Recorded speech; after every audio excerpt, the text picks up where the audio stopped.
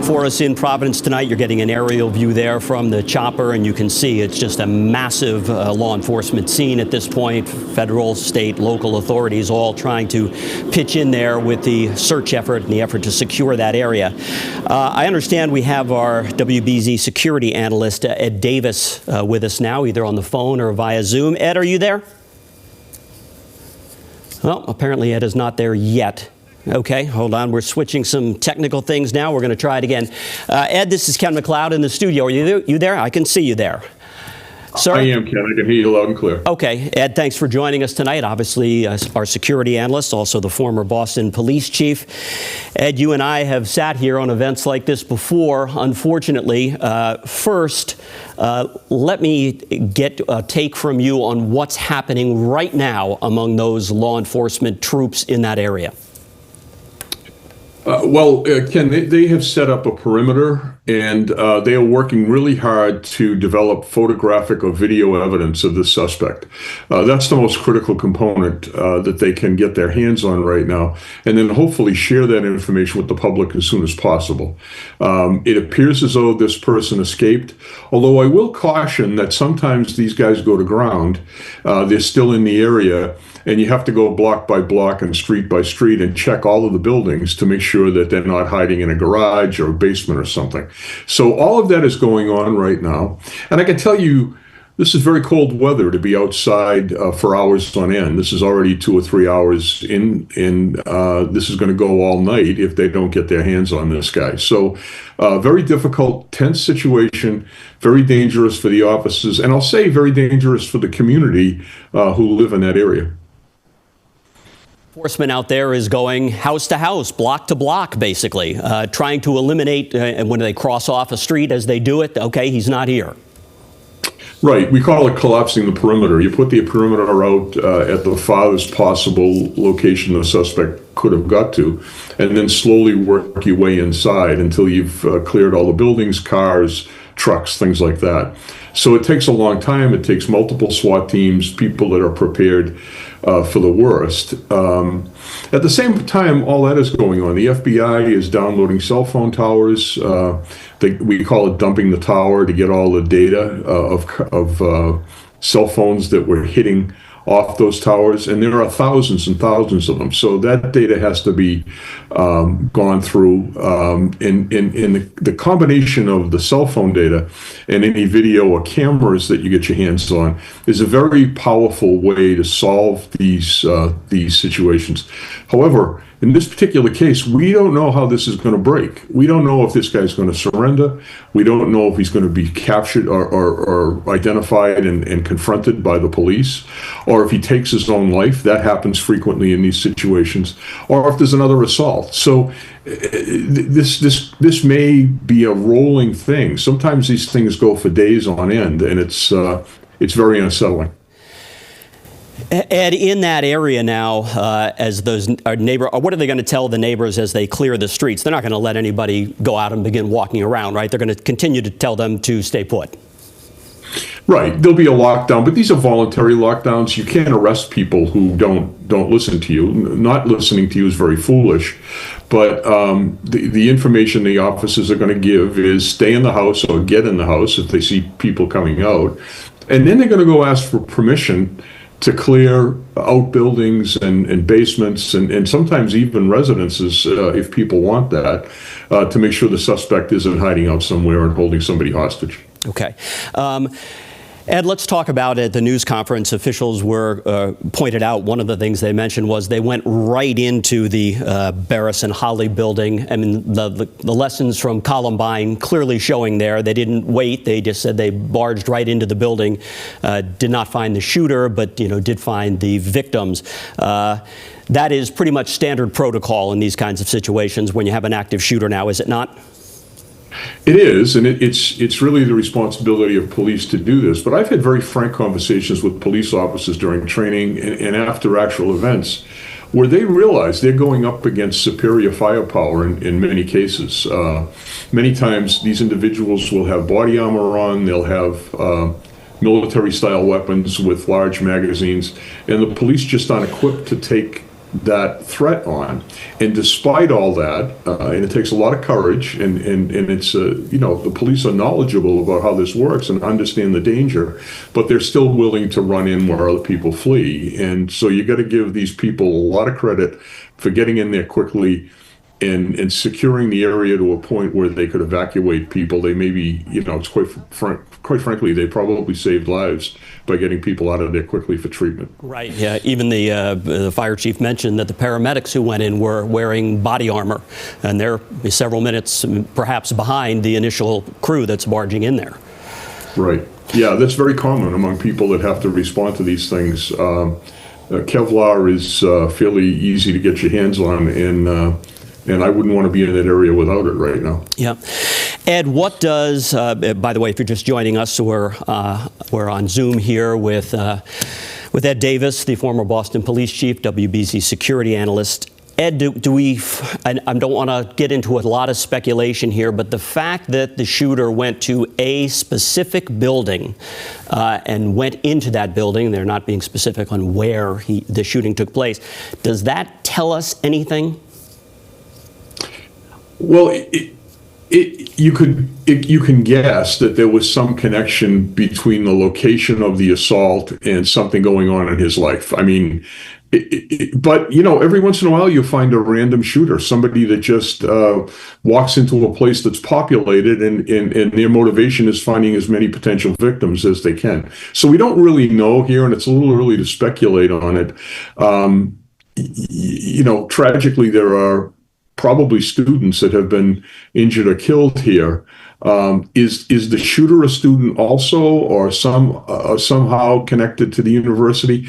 Those are all leads that are being run down right now, but it is way too early to comment one way or the other. The video, that would be priority one. So you would imagine as soon as they come up with an image, they would want to get that out publicly through the media, would they not? Yes, it has been the subject of debate in the past. Some detectives don't want to release the information, but I think the protocol now, after all we've seen, is pump that information out as quickly as possible and really deputize the community to help you in the search. Right, and you know as well as anybody from the marathon bombings, the debate still rages over the release of images of a suspect. But in this instance, it seems like it could only help because the description that we have at this point is so meager. I mean, we have a male dressed all in black. That's pretty much it. We don't even have a description of a weapon. Right, and I was encouraged by the comments of the mayor in the first press conference, where he alluded to the fact that if they do get a picture, they're going to push it out there. Both he and the deputy chief, I believe. So I think they're on the right book and page here. Okay. What in the next few hours, give me an order of the most important things that you would be trying to accomplish were you directing the scene out there? Well, making sure that perimeter is airtight, that no one can sneak through it, and then slowly searching everything in the area to make sure the suspect isn't still on scene. Then you have to look to other indicators on how you might track this person down.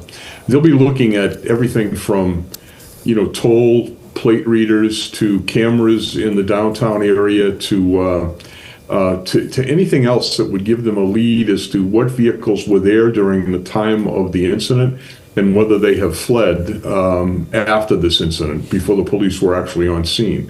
If that person has somehow avoided the perimeter, then it's very important that the police start to expand their search to other indicators, like I said, cell phones or plate readers and things like that. And if that doesn't work, you also have to be very cognizant of the fact that the weather is very cold.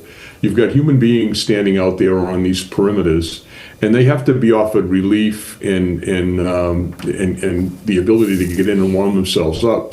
Some of these individuals who are on that perimeter were dressed for a normal night in a police cruiser, not dressed to stand outside in 30-degree weather. So all of these logistics issues, to say nothing of the psychological impact of these things, there's a lot to consider in the next 24 hours here.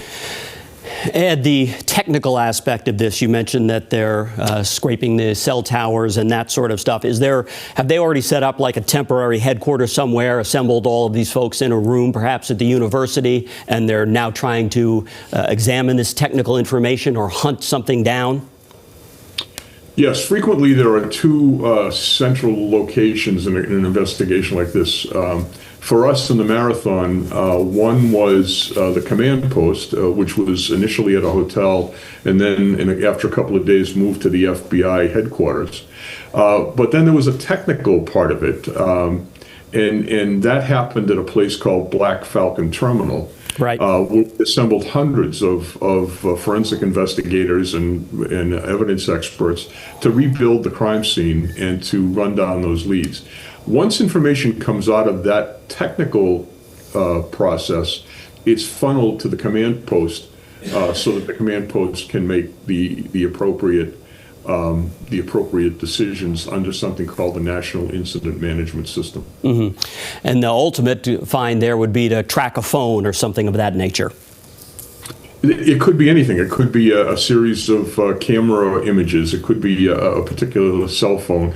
It could be somebody blowing through a toll booth going out of town, or even public buses have cameras on them. They were a huge source of information for us when I was in the Boston Police Department. So all of those things are being scraped at the same time the cell phone towers are being scraped. Mm-hmm.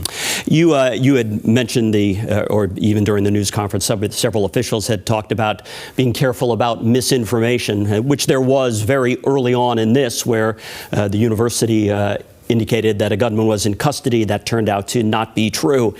It's kind of hard, even as an investigator at this early phase, to manage misinformation, is it not? It really is. It's been called the fog of battle, the fog of war. But there's an old adage in police work: the first reports you get from a scene are always wrong. Yeah. So you really, when I was a commissioner, I made it a point to go personally to these scenes so I could really have hands-on the observations necessary to make the right decisions. And that's critical in the first few hours. We saw it play out tonight where official reports were wrong.